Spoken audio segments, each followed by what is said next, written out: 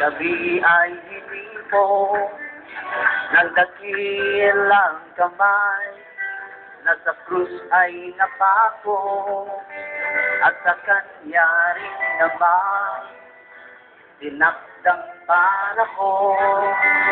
Gabi ay hinipo, at naging isang lupo, at narito ngayon sa inyong harapan ang isang dakop ng kanyang himala. Kasi na dati talagang masama, sinabi niya sinamala. Kasi isang dakop ng kanyang himala. Mga makasalanan, sinuskus niya ang awa. Ngunit hindi upang sarilihin ang biyaya, hindi upang amin ihayag sa mata. La la la la la la la la la la la.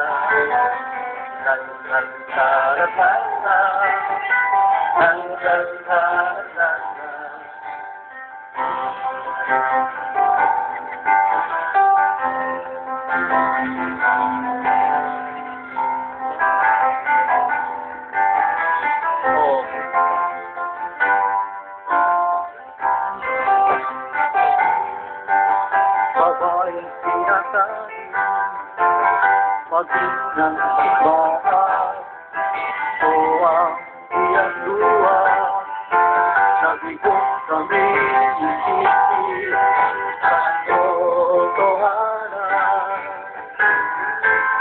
Lahat ng kanyang ibunin, kamay Jesus na naghirap para sa amin. Ang pagbabago'y totoong dumating sa bawat buhay ng namin. Ang ako sa kanyang himala, mga kasalanan, sinuskus niya ng awa.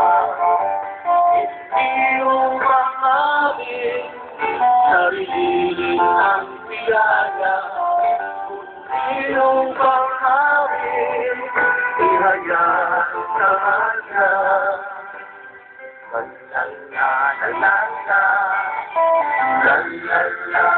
Nais ko lang po tawagin ang kapatid natin sa Panginoon na kayo po naglilingkod sa Diyos. Dati po siyang hold-upper sa lugar po ng Visoria na kayo po ibinago ng Diyos. Si Father Dante nandito po. Father Dante?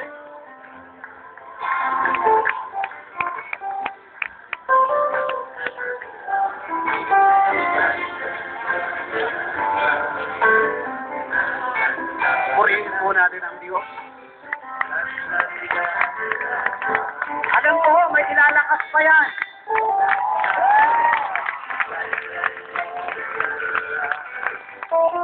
Uumpisahan ko po ang patutong ito sa buhay na walang Diyos. At tatapusin ko po ito sa buhay na may Diyos. Amen! Nag-umpisa po itong kasaysayang ito mula sa ating sambahayan na kung saan po ay may tuturing na siya na ang pinakamagulo sa buong mundo.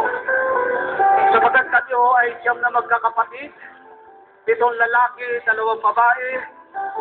Alam nyo ho, ay sa 7 lalaki parang yung isa ay amo sa'yo, yung isa ay may mayalet, yung isa naman ay NPA, yung isa ay sundalo, ibig sabihin hindi ho magkasundo. At dahil sa tulupong yan ng aming tahanan, humanap po ako ng magiging paraan para ito ay maging mapayapa. Para maging pagkaisa, magkasundo at magkaroon ng pagmamahalan. Pero sa akin pong paghahanap, iba ho yata yung aking nahanap na paraan. Sabagat inumpisahan ko po ito, akala ko magbibigay ng kapayapaan sa aming sambahayan ay ang paglalasing, pero hindi ho pala.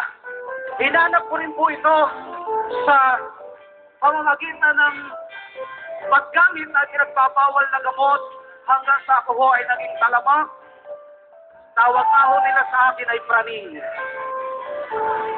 Hindi rin ho ito nagamot.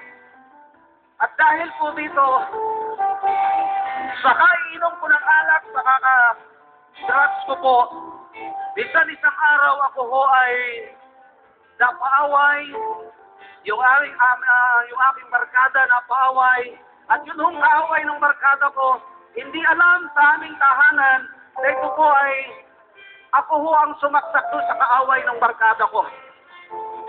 At pagkatapos po nito, nung ito'y saksakin ko, akala ko patay na. Umalis po ako, nagtago po ako, pero tuloy pa rin ho ako. Sa akin pagtatago, tuloy pa rin ako sa paggamit na pinagpapawal na gamot. Hanggang sa isang araw, yun namang aming kapitbahay, na inutusan kong tumakbo ng marijuana, hindi na ho sumipot. Kaya ano kami ho ay magkita, alam niyo ho ang ginawa ko sa kanya, humanap ako ng tubo, pinalo ko sa ulo, bumagsak, akala ko patay na rin. At ang ginawa ng nanay ko, tinago ho ako sa Batangas, sa lipa, sa mataas na kahoy, at hindi rin ho ako doon nabago.